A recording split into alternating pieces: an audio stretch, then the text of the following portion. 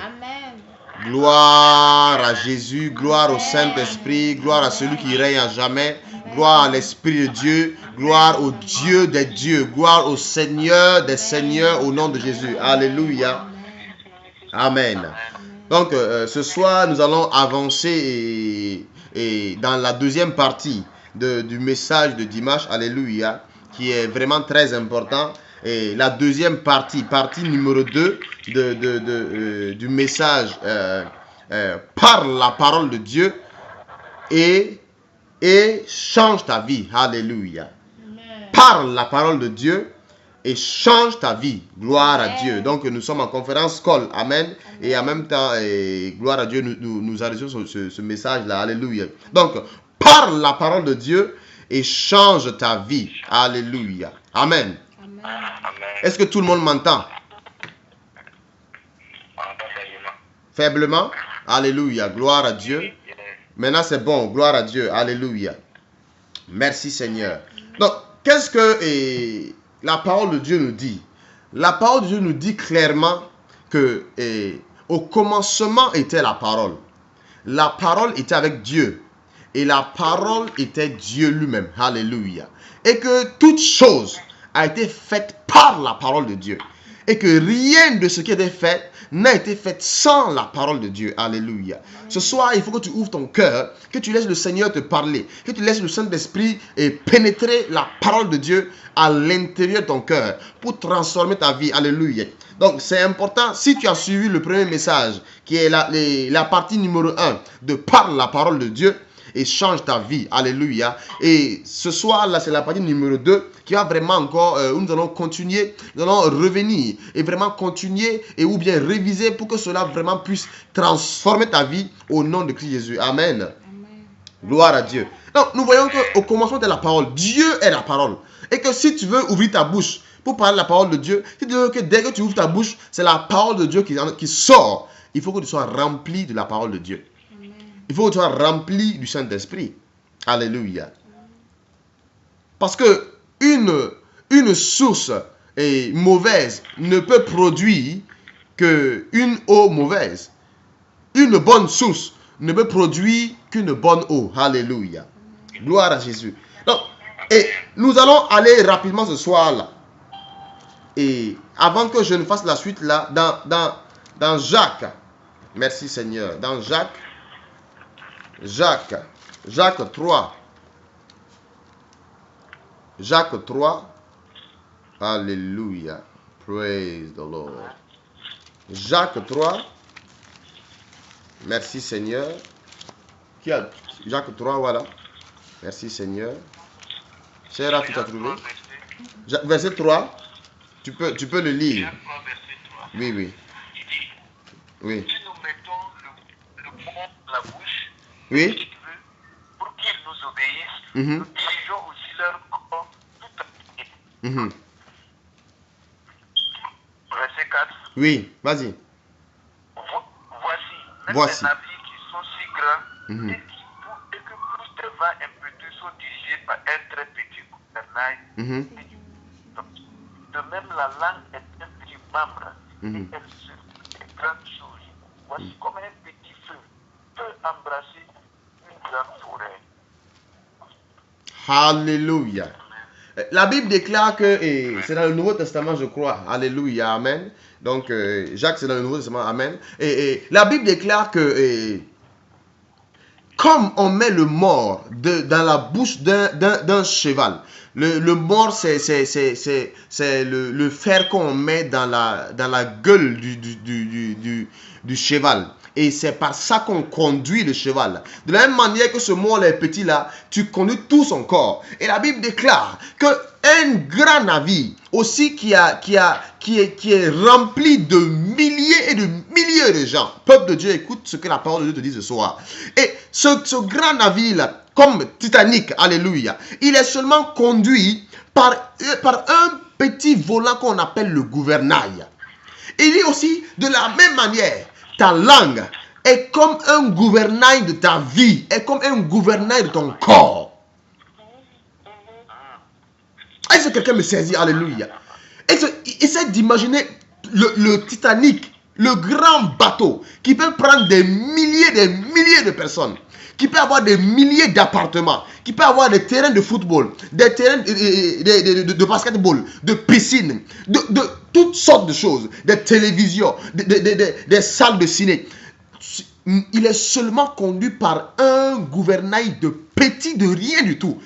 Un enfant de 5 ans arrive et tourne le volant et tout le gros Titanic, tout ce gros grand bateau là, tout ce paquebot là est parti à l'eau. Donc Dieu dit aussi, ta vie est aussi contrôlée par ta langue. Mais je dis, mais Seigneur, ma vie n'est pas contrôlée par une arme puissante.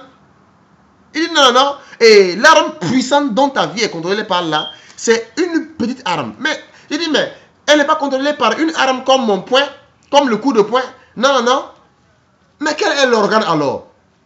Dieu dit, de la même manière, ce petit organe qui est caché, invisible en toi, c'est l'arme la plus redoutable de ta vie. L'arme la plus dangereuse de ta vie. Est-ce que quelqu'un me saisit ce soir? L'arme la plus destructive de ta vie. La plus terrible et redoutable de ta vie. Ce n'est pas ton coup de poing, hein? Non, non, non. Ce n'est pas ton coup de pied, hein? Non. C'est la langue là, celle qui mange là, qui est cachée par les 2 lèvres là. C'est elle là qui est la plus dangereuse. Et Dieu dit que de la même manière que un petit feu peut embraser toute une forêt. Oh, ça c'est très important.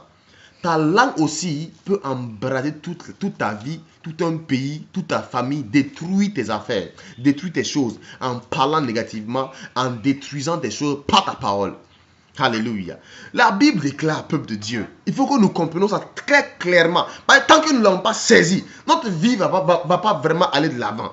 La Bible, ta langue est un feu. La Bible déclare dans Proverbe 18, verset 21. Il dit, oh, la mort et la vie sont au pouvoir de la langue. Et au-delà de ça, il dit maintenant que ta langue est un feu. Alléluia. Et comme je l'ai dit, et le feu n'a pas seulement un aspect négatif, mais le feu a un aspect positif. C'est vrai, elle consume, elle brûle. Mais quand tu mets de la gangue devant elle, et elle va consumer la gangue, elle va consumer les déchets et elle va sortir de l'or pur de cette gangue-là, de ce matériau brut-là. Elle va enlever le cuivre, enlever les métaux bizarres et elle va sortir de l'or purifié, l'or sanctifié, l'or pur, une pierre précieuse. Ça, c'est la langue qui le fait. Ta langue peut ranger ta vie là. Elle va devenir une pierre merveilleuse, une pierre précieuse au nom de Jésus-Christ. Utilise-la non pas pour te brûler, mais pour arranger ta vie, mais pour te guérir, mais pour arranger ta famille, mais pour te faire une promotion. Utilise ta langue, mon frère, pour le bien. Nous possédons ce que nous confessons, c'est ce que la Bible dit. Nous possédons ce que nous confessons. Tu ne possèdes pas ce que ton père... Non, non, non. Tu possèdes ce que toi, tu confesses. Alléluia. Mais ce soir-là, ce sur quoi je veux vraiment m'attarder là, c'est que ne ferme pas la bouche quand l'ennemi parle. Alléluia. Ne ferme pas ta bouche quand l'ennemi parle. Oh, makata sakabashi karababa hayakanta.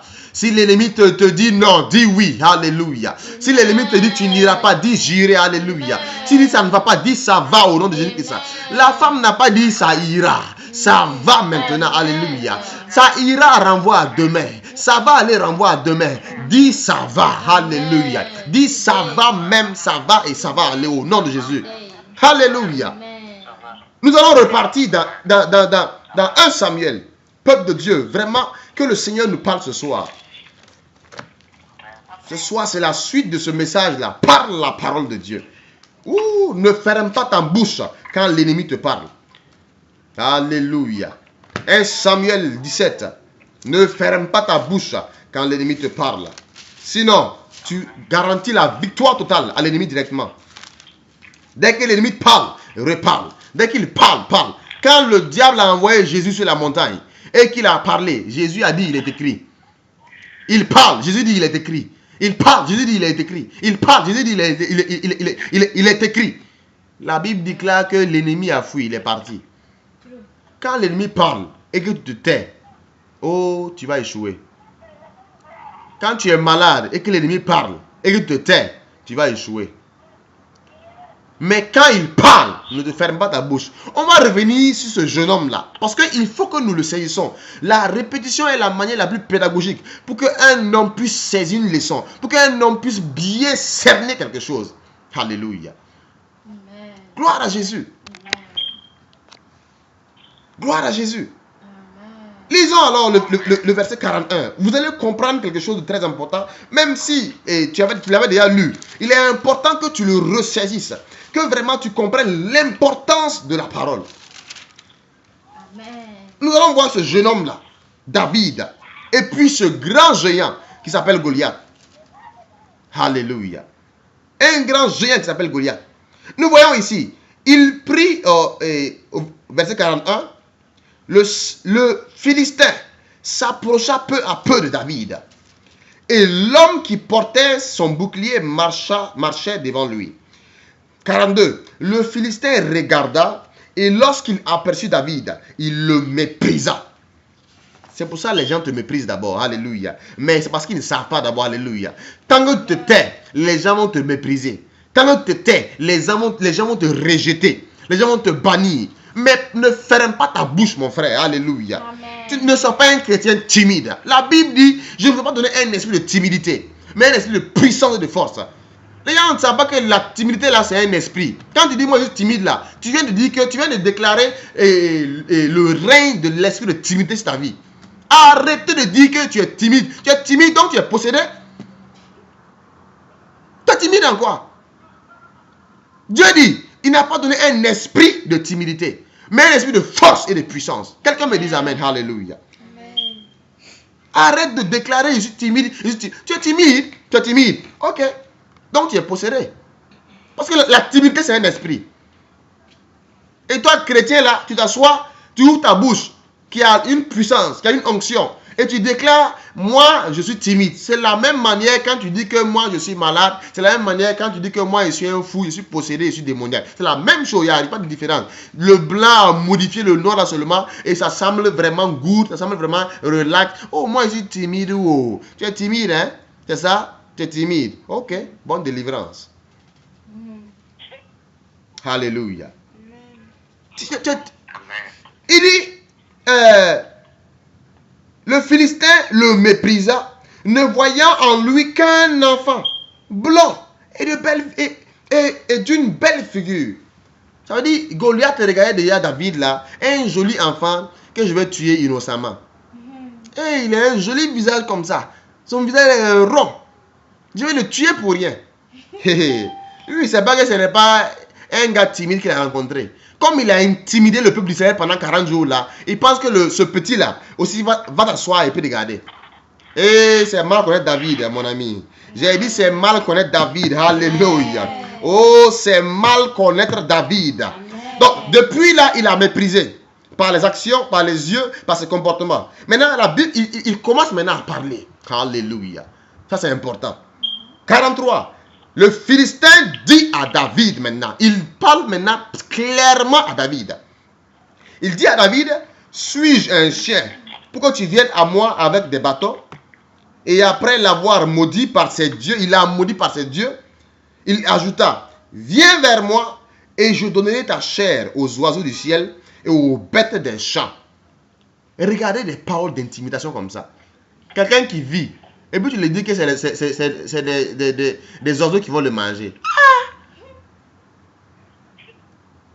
Quelqu'un qui vit, qui vient vers toi, hein, et puis tu l'amènes à se voir déjà mort. Là, c'est la victoire totale, en fait.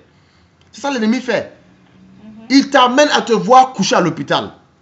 Dès que tu as un petit mot de tête, tu te vois déjà à l'hôpital. Direct, automatiquement.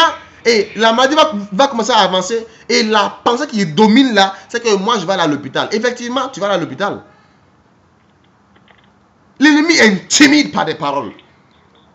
Oh, mais comme je l'ai dit, c'est mal connaître David. Oh, David est en toi, alléluia. Tu es le lion de la tribu de Juda aussi, alléluia. David est en toi, je dis. Oh, Kashakama Kayaski Akanta. Il ajouta, il dit à David, viens vers moi, je donnerai ta chair aux oiseaux du ciel et aux bêtes des champs. Mais David ne s'est pas tué. David n'a pas dit, moi je suis timide, anyway, il faut venir seulement. Il n'a pas dit ça. Hein?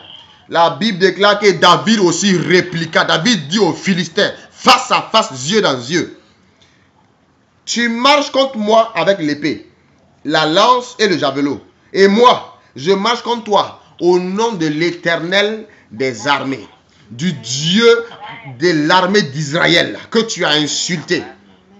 Aujourd'hui, 46, l'Éternel te livre entre mes mains. Je t'abattrai, abattrai comme un chien. Je t'abattrai, je te couperai la tête. Aujourd'hui, c'est pas demain, aujourd'hui, je donnerai les cadavres du camp des Philistins aux oiseaux du ciel et aux animaux de la terre. Et toute la terre saura qu'Israël a un Dieu. Et toute cette multitude saura, que ce n'est ni par l'épée, ni par la lance que l'Éternel sauve, car la victoire appartient à l'Éternel et il vous livre entre nos mains. Alléluia! J'aime David. J'aime David. Les faux respects qu'on donne aux gens là. On te parle mal, on t'insulte, on te mourit, tu es là. Oh, vraiment, je te respecte. Sinon, si tu ne respectes pas, j'allais parler. Ça, c'est quel faux respect, ça? Il n'a qu'à être vieux. Il n'a qu'à être deux fois plus vieux que ton père. S'il te dit seulement que tu es bête, là, dis-lui, je ne suis pas bête. Point. Ne ferme pas ta bouche quand le diable parle. Quand on dit tu n'es pas intelligent, dis je suis très intelligent. Quand tu es bête, dis je suis très intelligent. Tu ne réussiras pas, dis je réussirai. Tu mourras, je ne mourrai pas, je vivrai. Ne vous amusez pas avec l'ennemi. Quand l'ennemi parle, il faut parler. Quand l'ennemi parle, parle. Quand ton Goliath parle, parle. Goliath symbolise une maladie qui est là dans ta vie pendant longtemps. Il t'a parlé jusqu'à il t'a intimidé, fatigué. Et à cause de ça, tu as tellement accepté la maladie là qu'elle ne parle plus. Il y a des gens qui ont une maladie longtemps. Aïe, elles ont accepté ça comme ça. Son mot de vente là, ou bien c'est là, aïe.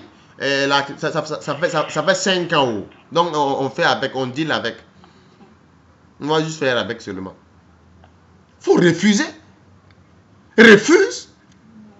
Refuse. Tout problème qui règne, tout problème qui dure dans la vie d'un homme pendant longtemps, c'est parce que tu as accepté le silence. Tout ce que l'ennemi a envoyé dans ta vie qui dure, c'est parce que tu as accepté le silence. Comme je l'ai dit, quand l'ennemi te donne deux versets, donne-le 3 versets. Il a seulement, Goliath a parlé 2 versets. David a donné 3 versets. Goliath a parlé 2 versets. David a parlé 3 versets. Et c'est David qui a parlé en dernier. Fais tout pour toujours parler en dernier. Quand tu laisses l'ennemi parler en dernier dans ta vie, c'est lui qui gagne la bataille. C'est lui qui a la sémence en toi. Parle en dernier. Ne laisse pas l'ennemi parler en dernier sur ta vie. Hein. Ne laisse pas ça. N'accepte pas ça. Refuse, mon ami. Ne laisse pas l'ennemi parler en dernier sur ta vie. Ne laisse pas ça. Ne laisse pas ça. Alléluia. Ne permets pas que le diable parle en dernier sur ta vie. Refuse. Alléluia. Quand l'ennemi parle, il faut parler. L'ennemi parle, il faut parler. Il parle, il faut parler. Il parle pas les pensées, il attaque les pensées. Il dit tu ne réussiras pas. Toi là, tu ne vas pas t'en sortir. Je dis je m'en sortirai. Je réussirai. Je ne serai pas malade. Toute cette année-là, moi je serai en pleine forme. Toute cette année-là, mon corps sera en pleine forme. Je ne tomberai pas malade. Hôpital ne me connaîtra pas. Parle comme ça. Parle comme ça. Parle positif. Nous possédons ce que nous confessons. Quand l'ennemi parle, ne ferme pas la bouche. Alléluia. Quand l'ennemi parle, ne ferme pas la bouche. Il peut utiliser les gens les plus proches de toi. Il a utilisé la femme de Job. Quand Job souffrait, il a utilisé la femme de Job. Dit à Job, hé Job, regarde, tu es vraiment malade. Jusqu'à tu prends des trucs et des cailloux et puis tu te grattes les plaies là. Regarde comment le sang la coule. Job, écoute-moi, ma femme et ta femme. Tu sais que je t'aime. Job dit oui. Tu sais que tu es mon amour. Job dit je sais. Tu sais que moi je suis ta femme pour la vie, hein, pour le meilleur et pour le pire. Job dit yes. Il dit moi je veux ton bien, Job. Écoute-moi attentivement.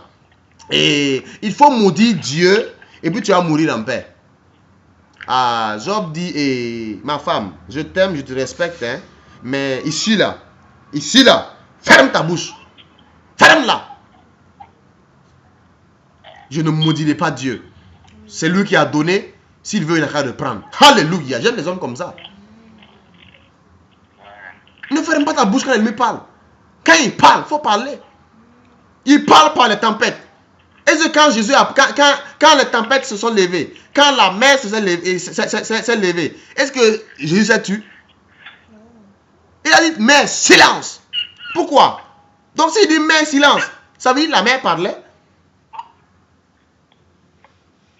S'il dit, mer, silence, ça veut dire que la mer parlait. Ne laisse pas les vagues parler dans ta vie. Ne laisse pas les situations parler dans ta vie. Ne laisse pas ça. Ne laisse pas la tempête parler à ta place. La tempête fait du bruit. Il n'y a pas... Tout parle, mon ami. Ne laisse pas les situations parler à ta place.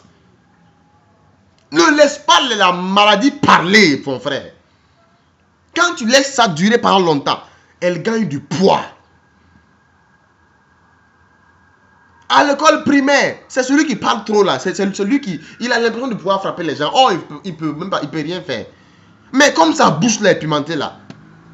Oh, t'amuses avec moi, je vais enlever ton ventre là tout de suite. Je vais te déchirer tout de suite. Ah! Tu me connais?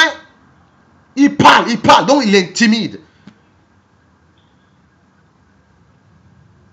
Comme un merveilleux frère l'a dit, le frère Nathanaël, que eux ils avaient un professeur, une anecdote.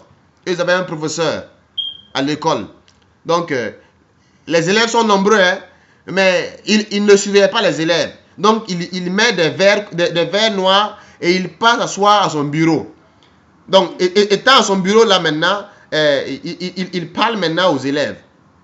Qu'est-ce qu'il dit? Il met les verres correcteurs. Souvent, il dort, hein, mais il connaît la puissance de la parole. Il est assis derrière tranquillement et puis il dit, il regarde personne, hein, mais comme il connaît les élèves, il dit, toi qui es tenté,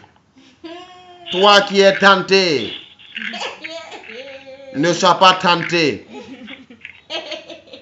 Toi qui es tenté, ne copie pas, ne triche pas. Toi qui es tenté, je ne viens pas vers toi, mais je te vois. Toi qui as envie de mettre ta main dans ta poche, laisse la copie là-bas. Toi qui as envie de regarder chez ton voisin, non. Stop. Dieu te voit. Donc, il est assis derrière, hein? Il ne vous suivait pas. Le gars dort et puis se réveille. Et puis il dit, toi qui es tenté. Donc, quand il dit ça là, il vous a intimidé. Tu ne sais pas s'il dit la vérité ou bien s'il ment. Donc, toi où tu es calé, les kangas sont assis jusqu'à la fin du devoir. Là, moi, c'est lui avec feuille blanche, j'allais donner. Alléluia. Il pense effectivement que le gars le voit. Mais la parole a une force. L'ennemi, quand l'ennemi parle, il faut parler. Ne vous taisez pas quand l'ennemi parle, frères et sœurs. Alléluia. Ne vous taisez pas quand l'ennemi parle. Il faut parler, mon ami. Ne regarde pas ta taille. Non, parle. Frères et sœurs, il parle par les pensées. Il vient de dire, faut te tuer, ça va finir. Tue-toi, ça va finir en même temps. Tue-toi, ça va finir. Ta souffrance est trop, faut te tuer en même temps. Dis, je ne me tuerai pas, je vivrai. Dis ça, alléluia. Nous allons voir un jeune homme, ici, dans 1 Samuel 10, verset 17. 1 Samuel 10, verset 17. Alléluia. Merci Saint-Esprit. La Bible déclare, Samuel convoqua le peuple devant l'Éternel à Mitzpah. Et il dit aux enfants d'Israël, écoutez-moi très très bien, alléluia, ainsi parle l'Éternel, le Dieu d'Israël. J'ai fait monter d'Égypte et Israël, et je vous ai délivré de la main des Égyptiens, de la main de tous les royaumes qui vous opprimaient. Et aujourd'hui, vous rejetez votre Dieu qui vous a délivré de tous vos maux et de toutes vos souffrances. Et vous lui dites, établis un roi sur nous. Présentez-vous maintenant devant l'Éternel selon vos tribus et selon vos milliers. Samuel fit approcher toutes les tribus d'Israël et la tribu de Benjamin fut désignée. Et il fit approcher la tribu de Benjamin et par famille. La famille de Matri fut désignée. Puis Saül, fils de Kis, fut désigné. Mais écoutez-moi, on le chercha et on ne le trouva point. Or, Samuel lui avait déjà dit que c'est lui que Dieu a choisi. Mais qu'est-ce qui se passe? Qu'est-ce qui s'est passé? Il a commencé à fuir. L'ennemi a dit, toi, tu ne réussiras pas. Toi, tu vas être roi ici, morpion comme ça là. Toi, roi, toi là, hein? Tu es grand comme ça là. Zongolo, on dirait poteau. La Bible dit qu'il était grand comme plus de tout le monde. Saül, alléluia. Amen. Dieu dit, tu seras roi. Amen. Satan dit, regarde, toi là, si l'ennemi te gagne là, il te casse en deux. Tu peux même pas courir. Hein? Tu n'es même pas là à l'école, Saül. Et puis avec un nom court comme ça là. Hein? Comment tu peux être roi ici? Donc effectivement, quand Samuel a convoqué tout le peuple de Dieu là, la Bible déclare, il s'est caché. Il dit, ouh, il a accepté ça, peuple de Dieu. Voici le résultat. Quand on laisse l'ennemi parler, quand on laisse le diable parler, on se cache. On fuit la bénédiction. On fuit notre propre destinée. On évite nous-mêmes ce que Dieu a prévu pour nous quand on laisse l'ennemi parler longtemps. Lisez. Vous allez voir, Samuel lui a dit que c'est toi Dieu a choisi. Il a même prophétisé. Il sait que c'est Dieu qui parle, hein, mais il a fui. Parce que l'ennemi a trop parlé après, pas des pensées. L'ennemi dit, toi là, tu vas être chef ici, Amérique ici. Tu es bête, non? Tu viens de quel village? Et puis tu dis, Pau. Voilà. Toi, tu penses que tu peux venir de Pau et puis venir avoir un business ici. Tu es normal? Va rester dans un restaurant, oui. Donc je dis, ah, effectivement, c'est vrai. Hein? Et puis, ce n'est même pas de Pau central que je viens. Je viens de Tébélé. Donc, c'est vrai. Alléluia. La Bible dit, on consulta de nouveau l'Éternel maintenant pour ça. Jusqu'à on va consulter Dieu pour savoir où le gars se cache. Tellement aucun homme n'a pu le trouver. On l'a cherché partout. On dit, le gars là, il est où? C'est Dieu qui l'a choisi. Regarde. Toute la ville a cherché le gars là, on ne l'a pas trouvé. Regardez la puissance de la parole de l'ennemi. Si vous le laissez parler, peuple de Dieu, si vous laissez l'ennemi parler dans votre vie,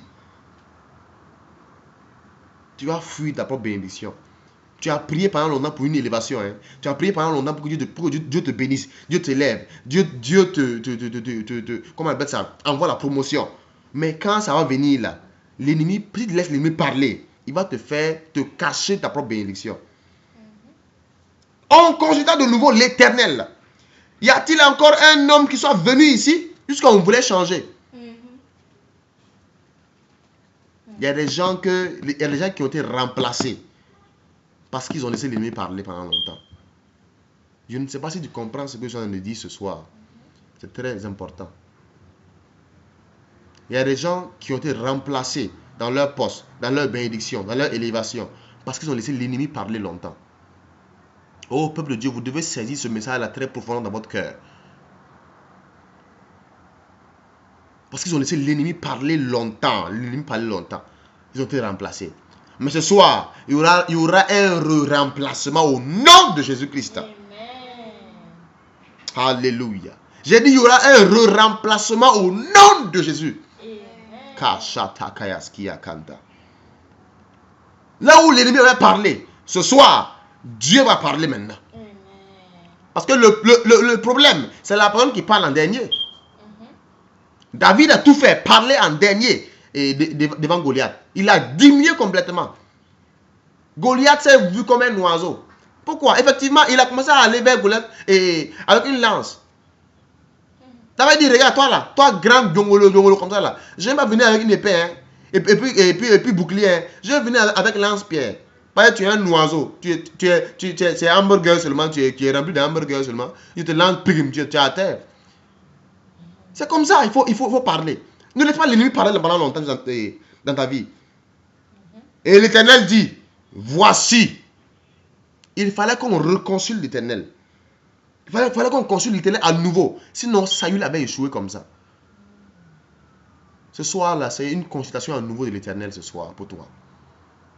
C'est une deuxième chance que le Seigneur te donne ce soir. En sorte que ceux qui t'ont remplacé, tu reprennes ta place au nom de Jésus. Dieu veut te repositionner, chrétien. Dieu veut te repositionner au nom de Jésus. J'ai dit, Dieu te repositionne au nom de Christ Jésus. Dieu va te repositionner au nom de Christ Jésus. Alléluia. Dieu dit, voici, il est caché vers les bagages. Il faut le Saint-Esprit pour révéler là où tu es. Il est caché vers les bagages. Il y a des gens, leur foi a diminué. Vraiment, on ne sait même plus où ils sont spirituellement. Ils sont tellement tombés en bas. Ils ne sont plus au niveau des gens. Donc, on regarde au même niveau que nous. Mais on ne les voit pas. Ils sont carrément à terre. Ils ne viennent plus à l'église. Il est vraiment tombé, caché, dans les barrages là-bas. Même au même niveau que les barrages maintenant. À quel niveau tu es? Ce soir, le Seigneur te relève au nom de Jésus. Ce n'est pas de l'amusement. Le Seigneur te relève au nom de Jésus-Christ. On courut le tirer de là. Et il se présenta au milieu du peuple. Il les dépassait tous de la tête. Qu'est-ce que j'avais dit? Samuel dit à tout le peuple, voyez-vous celui que l'Éternel a choisi? Il n'y a personne dans tout le peuple qui soit semblable à lui. Et tout le peuple poussa des cris, vive le roi. Alléluia. J'ai dit ce soir, les anges de Dieu crient, vive le roi que tu es, vive la reine que tu es au nom de Christ Jésus. Mais pourquoi? Comment arriver à cela? Ne laisse pas les gens parler, ne laisse pas l'ennemi parler dans ta vie pendant longtemps. Regarde un grand roi, regarde un grand roi qui se cachait. L'ennemi dit, tu sais non, écoute-moi très bien, dans la jungle là, dans la savane ici là, c'est le lion qui est roi. Comme toi, ta tête là dépasse tout le monde là, toi tu es girafe. Donc, écoute, comme toi-même tu connais bien l'histoire, donc tu ne peux pas dire que la girafe est roi, hein? C'est le lion qui est roi. Toi tu es solo, tu es grand comme ça là. Non, non, non, tu ne peux pas être roi ici. Dieu dit, il n'y a personne dans le pays là comme lui. Alléluia. Ce soir, Dieu dit, il n'y a personne comme toi. Alléluia. Dieu dit, il n'y a personne comme toi. Il n'y a personne comme toi. Gloire à Jésus. Personne n'est semblable à toi dans ta famille. Personne n'est semblable à toi dans la ville. Personne n'est semblable à toi à New York. Personne n'est semblable à toi en Amérique. Personne n'est semblable à toi en Afrique. Personne. Amen. Ce que Dieu a prévu que tu vas le faire, tu le feras au nom de Christ Jésus. Amen. À partir de ce soir, ne laisse personne, à partir d'aujourd'hui, ne laisse personne parler mal sur ta vie. Ne laisse pas le diable t'envoyer des pensées et te culpabiliser. Et tu acceptes aussi, refuse au nom de Jésus-Christ. Que la grâce de Dieu repose sur vous. Amen. Et partez avec ce message-là. Ne laisse pas l'ennemi parler sur ta vie. Non. Ne laisse pas. Jésus ne l'a pas laissé parler. Non. Jésus ne l'a pas laissé parler. David ne l'a pas laissé parler. Toi aussi ne laisse pas parler. Ne laisse pas parler l'ennemi. Quand il parle, parle. Quand il parle, parle. Tu as la bouche, non, parle. Ne prends pas ta bouche pour faire des critiques. Et puis, mais quand on demande ces gens de personnes là, les gens qui font des critiques là, on leur demande, tu critiques là. Il y a quoi? Pourquoi tu parles? Il dit, que la bouche est faite pour faire quoi? Pour parler. C'est ça, hein? Pour parler bien. Pas pour parler mal. Ta bouche peut t'élever. Ta bouche peut te rabaisser. Ta bouche est... Il y a la vie, il y a la mort dans ta bouche. Alléluia. Peuple de Dieu, que le Seigneur vous bénisse. Sa grâce repose sur vous au nom de Christ Jésus. Amen.